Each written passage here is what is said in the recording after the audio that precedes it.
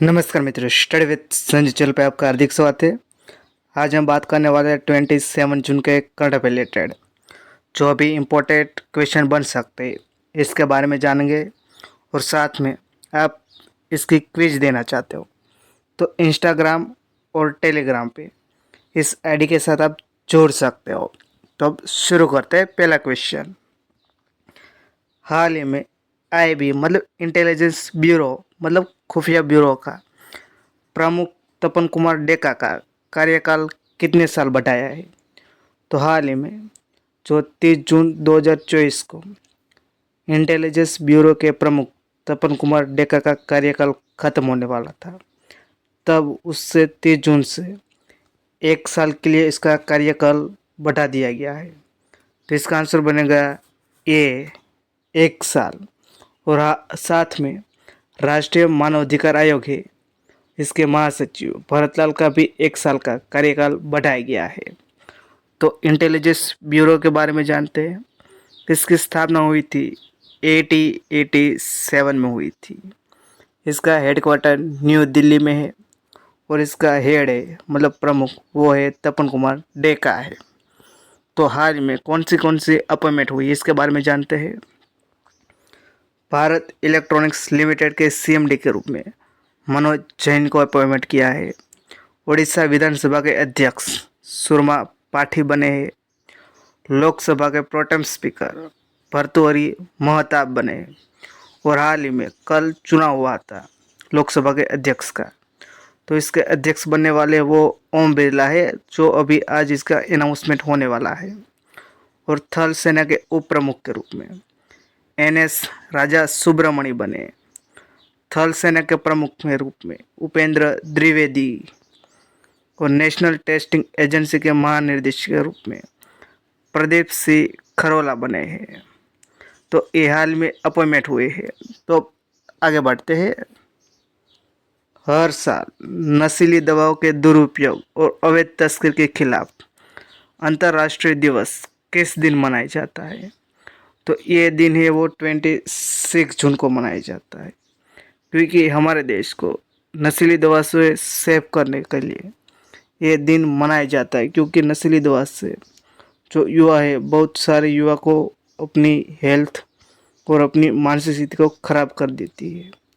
इसके कारण इसके जागरूकता फैलाने के लिए हर साल 26 जून को नशीली दवाओं के दुरुपयोग और अवैध तस्करी के खिलाफ अंतर्राष्ट्रीय दिवस मनाया जाता है। तो इसका बनेगा आंसर बी। तो अब जून के इम्पोर्टेंट डे के बारे में जानते हैं। 21 जून को अंतर्राष्ट्रीय योग दिवस मनाया जाता है। इसकी शुरुआत 2015 से हुई थी और इसकी थीम रखी गई है yoga for self and society. और 2024 में ये 10वां मनाया गया है। और 23 जून को अंतर्राष्ट्रीय ओलंपिक दिवस मनाया जाता है, क्योंकि 23 जून 1894 में इंटरनेशनल ओलंपिक कमेटी की स्थापना हुई थी। और 23 जून को संयुक्त राष्ट्र लोक सेवा दिवस मनाया जाता है। और 23 जून को अंतर्राष्ट्रीय विधवा दिवस मनाया जाता है। तो ये है जून के इम्पोर्टेंट डे। तो अब आगे बढ़ते हैं। और आपको वीडियो अच्छा लगे तो लाइक कर देना, शेयर कर देना, चैनल पर नहीं तो चैनल को सब्सक्राइब कर देना। अब आगे बढ़ते हैं। निम्न में से किसको 18वीं लोकसभा में विपक्ष का नेता हो गए?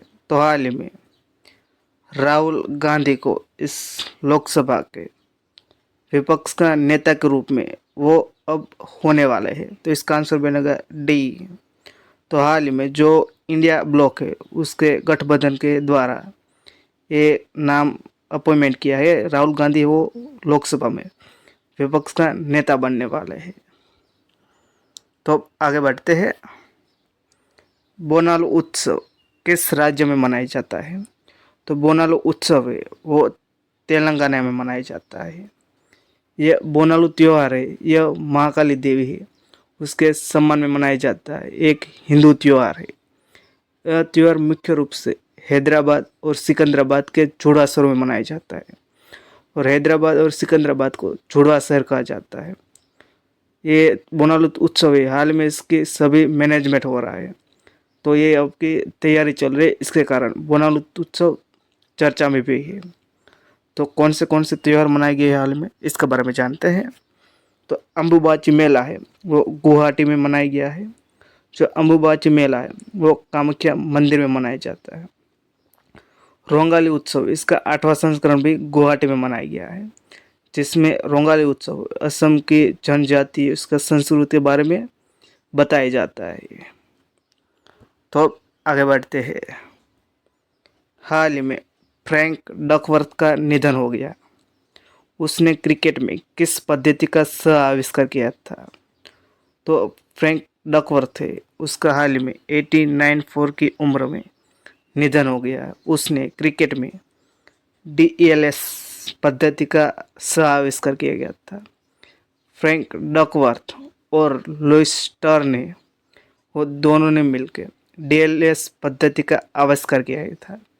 DLS पद्धति इसका फुल नेम है डकवर्थ लुइस स्टर्न मेथड या सिस्टम, क्योंकि ये DLS सिस्टम है। जब मैच चलती है इसमें बारिश आ जाती है तो कितनी रन रेट और कितनी ओवर दिए जाएंगे, कितना रन करने के लिए, इस DLS सिस्टम बताता है। तो ये है फ्रैंक डकवर्थ जो इंग्लैंड के थे। तो अब आगे बढ़ते हैं। हाल ही में 100वां अंतर्राष्ट्रीय सौर गठबंधन का पूर्ण सदस्य देश कौन बना है? तो हाल ही में 100वां पैराग्वे है।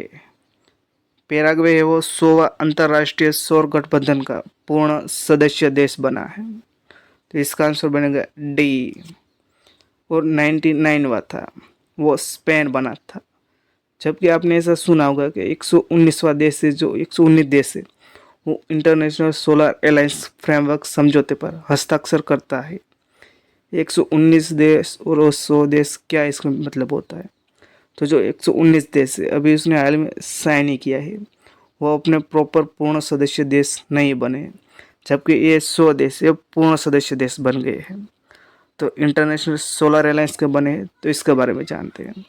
इसकी स्थापना की गई थी 2015 में, जब कॉन्फ्रेंस ऑफ पार्टी 21 हुई थी, मतलब 21 हुई थी, जो पेरिस में हुई थी। उसमें फ्रांस और भारत ने मिल के इंटरनेशनल सोलर अलायंस की स्थापना के बारे में बताया था। और इसका हेडक्वार्टर है वो गुरुग्राम हरियाणा में रखा गया है। इसके महानिर्देशक है डॉक्टर अजय माथुर है। तो आगे बढ़ते हैं। हाल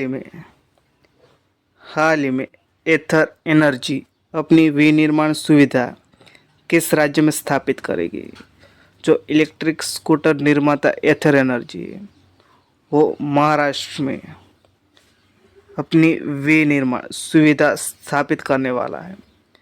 ये एथर एनर्जी का तीसरा प्लांट होगा जो महाराष्ट्र के औरंगाबाद में स्थापित किया जाएगा। तो ये आपको याद रखना है। अब आगे बढ़ते हैं।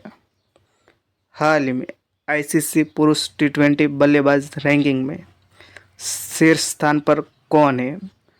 तो हाल ही में सूर्य कुमार को पीछे रख के ट्रेविस हेड ICC पुरुष T20 बल्लेबाज रैंकिंग में शीर्ष स्थान पर है। तो इसका आंसर बनेगा ए। तो ये रैंक पे कौन कौन फर्स्ट रैंक पे आए हैं? तो पहले रैंक पे है वो ट्रेविस हेड है जो ऑस्ट्रेलिया देश के खिलाड़ी है। दूसरे रैंक पे सूर्य कुमार यादव है। तीसरे स्थान पे फिल सॉल्ट है जो इंग्लैंड के हैं। और जबकि बॉलिंग के बारे में जानते हो तो शीर्ष रैंक पे वो आदिल राशिद है जो इंग्लैंड के हैं। जबकि सेकंड रैंक पे राशिद खान है। तो अब आगे बढ़ते हैं। हाल ही में पेरिस ओलंपिक के लिए भारतीय पुरुष हॉकी टीम की घोषणा की है। इस टीम का नेतृत्व कौन करेगा? तो इसका नेतृत्व हरमनप्रीत सिंह करने वाले हैं। तो इसका आंसर बनेगा बी। जो पेरिस ओलंपिक है जो फ्रांस में होने वाला है, जो इसका 33वां संस्करण होगा ओलंपिक का, जो पेरिस में होने वाला है, इसमें भारतीय पुरुष हॉकी टीम की घोषणा कर दी है। इसके कैप्टन होंगे हरमनप्रीत सिंह हो गए। तो आगे बढ़ते हैं। हाल ही में वर्ल्ड इन्वेस्टमेंट रिपोर्ट 2024 किसने जारी किया है? तो ये रिपोर्ट है अंकटाड द्वारा ये रिपोर्ट जारी किया गया है। तो इसका आंसर बनेगा डी। ये रिपोर्ट में बताया गया है कि इंडिया में 2023 में जो फॉरेन डायरेक्ट इन्वेस्टमेंट है वो 43% की गिरावट आ गई है। तो ये वर्ल्ड इन्वेस्टमेंट रिपोर्ट अंगटाड ने बताया। तो अंगटाड के बारे में जानते हैं। तो अंगटाड की स्थापना हुई थी, पहले तो इसका फुल नेम जानते हैं, United nation conference on trade and development. इसकी स्थापना की गई थी 30 दिसंबर 1964 में की गई थी। इसका हेडक्वार्टर है वो जिनीवा, और इसके हेड है रेबेका ग्रीन्सपैन है। तो और हाल ही में सबसे ज़्यादा इंडिया में फॉरेन डायरेक्ट इन्वेस्टमेंट वो सिंगापुर से आया था। अब कल का क्वेश्चन है जिसको मैंने आपको लास्ट में पूछा था, इसका आंसर जानेंगे। हाल ही में किस देश ने महिलाओं के हिजाब पहनने पर सरकार ने प्रतिबंध लगाया है? तो ये ताजिकिस्तान देश ने महिलाओं के हिजाब पहनने पर सरकार ने प्रतिबंध लगा दिया है। तो इसका आंसर होगा बी। अब आज का क्वेश्चन है जिसका आंसर वो कमेंट बॉक्स में देना है। हाल ही में सिंधु जल संधि पर चर्चा के लिए पाकिस्तानी प्रतिनिधिमंडल जम्मू पहुंचा है। यह संधि कब हुई थी? इसका आंसर आपको कमेंट बॉक्स पे देना है। तो वीडियो आपको अच्छा लगा तो लाइक कर देना, शेयर कर देना, चैनल पर तो चैनल को सब्सक्राइब कर देना। वीडियो देखने के लिए थैंक यू सो मच।